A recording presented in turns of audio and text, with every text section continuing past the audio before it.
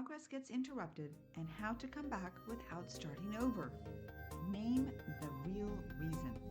Hey there, my friend. Welcome back to the podcast. I'm really glad that you're here today. I want to start by naming something I see all the time, and maybe you've actually felt it too. You start something with good intentions, right? It's working. You're showing up. You're feeling steady. And then what happens? Yep, life interrupts. It's a busy week. Calendar change. Stressful season. Something unexpected. That one phone call, one email. And suddenly you're wondering, why can't I keep this going? Why does it always happen to me? And why do I feel like I'm starting over again? Why? Why me? Right? Why me? But if you ever asked yourself those questions, I want you to hear this clearly. Ready? The problem isn't that you quit. The problem is that life interrupted and your system didn't know how to what? Restart. It's that reboot button, right? And that's what today's conversation is about. It's not about motivation. It's not about discipline. It's not doing more, but it's the what happens after interruption and how to come back without starting over. So why does progress actually stall? We've been taught that progress stalls because why? Because people lose motivation. But research tells us a different story. Most habits don't fall apart because people quit. They fall apart because of a disruption. Travel, illness, schedule changes, emotional stress, caregiving, busy time of their lives, right? And here's the key. Most people don't even realize it. How about that? Most systems are designed for perfect weeks, not real life. They work when, ready, when energy is high. Your schedules are predictable, and nothing unexpected happens in between. So when disruption hits, people don't ask or don't need more motivation, right? They need what? They need a way back in. Yes, allow me to come back in. Before we keep going, I want to share something with you. If you're listening and thinking, I want support like this, but I don't want a full overhaul, well, my friend, my mini momentum was created for exactly this reason. It's gentle, it's practical, and it meets you where you are. And if you're not sure what kind of support you need right now, take the quiz to find out. It'll only take at least 8 minutes of your time. That's it. It will guide you toward the support that matches where you are. No pressure, just clarity. You'll find everything linked into the show notes so that you can explore when it feels right. Okay, now back to today's episode. So when things are working, right? But then what happens when they're not working? So I want to share with you a different kind of personal story today, just a little bit. It's not about burnout, but it's about interruption. There was a time when things were actually working for me. The routines felt steady, my systems made sense, my home felt manageable. Yes, you heard me right, manageable. And then what? Life shifted. My schedule changed. My workload completely shifted. Family needs came up, which were not scheduled.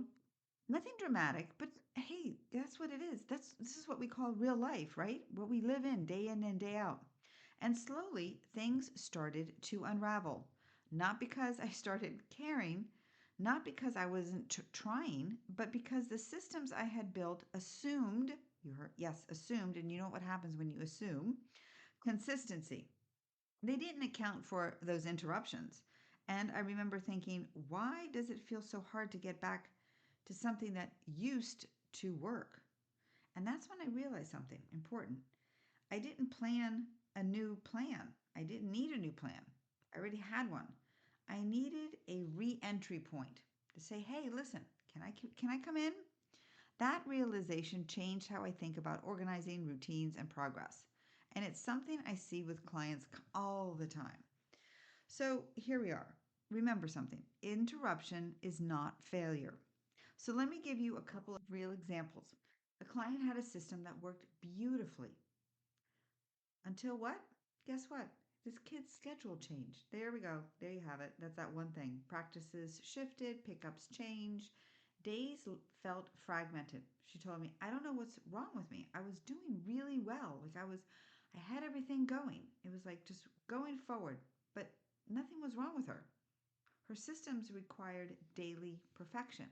So here we have it. One disruption hit That was it. There was no gentle way to come back in except to just do it.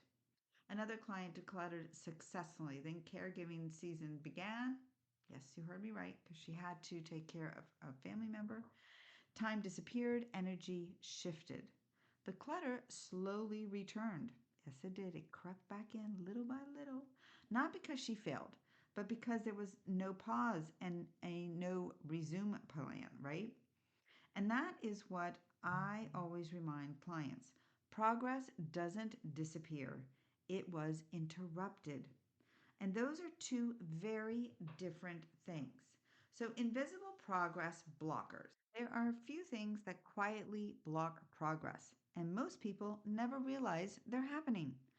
So, I want to name all four today because there are four, but I'm only going to walk through one in great detail. But I want you to recognize it because you'll start seeing it everywhere. Ready? It's the first is the invisible blocker, all or nothing systems.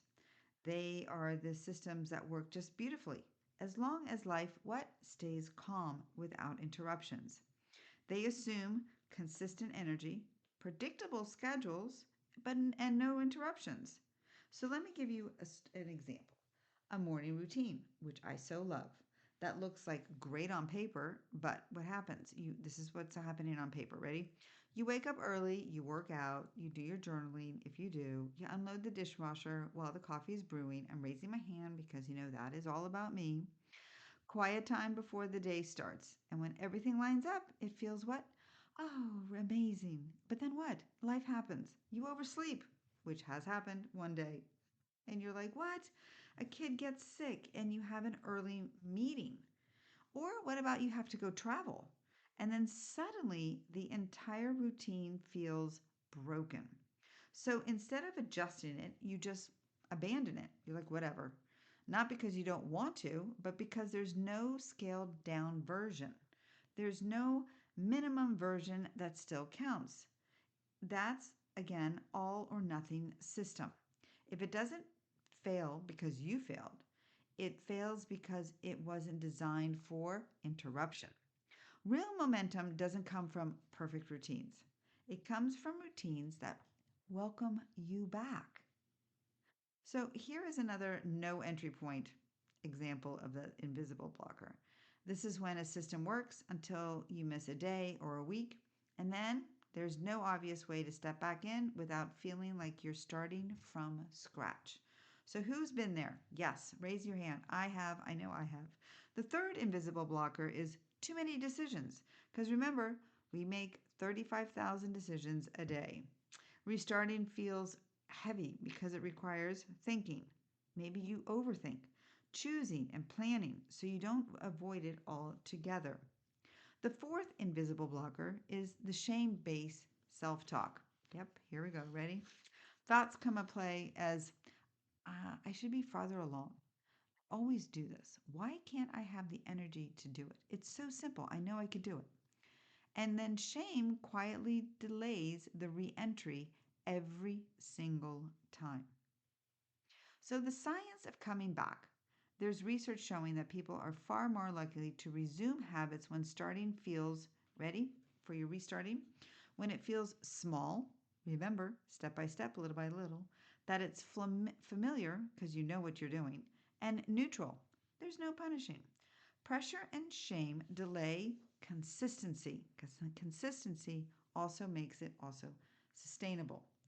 Neutral actions restore it. One of my favorite reframes is the consistency isn't about intensity, it's about accessibility.